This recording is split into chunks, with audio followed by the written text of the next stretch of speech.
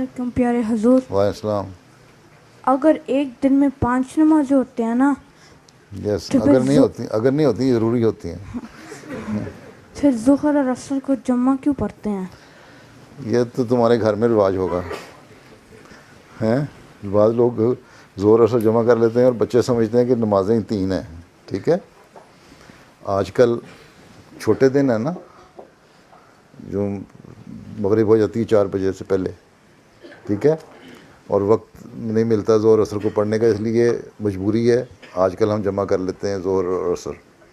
Otherwise سال کے کتنے مہینے ہوتے ہیں؟ 12 ہوتے ہیں نا. ہم یہاں مسجد میں 9 مہینے جو ہے نا, 9 months, ہم زور اثر مغرب عشاء علیحدہ علیحدہ 5 نمازیں پڑھتے ہیں مسجد میں. ہم تو جمع نہیں کرتے اس طرح.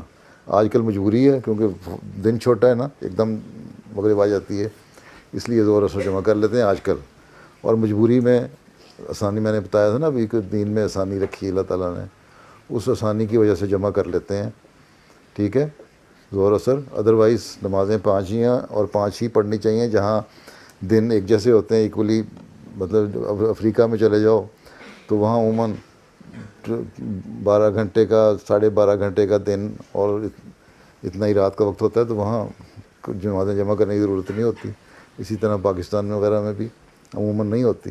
ٹھیک, یہاں لوگوں نے گھروں میں غلط عادت ڈال دی. کینیڈا وغیرہ میں بھی اور چھوٹے دن ہو جاتے ہیں, تو وہ بھی بچے سمجھتے ہیں کہ دن, شاید ایک سے سوال کیا کسی نے کہ کتنی نمازیں فرض ہیں, تو تمہارے جیسا کوئی, تم تو خیر بڑے ہو گئے ہو نا 12 سال سے اوپر, تمہارے سے چھوٹا طفل تھا کہتا ہے 3 نمازیں.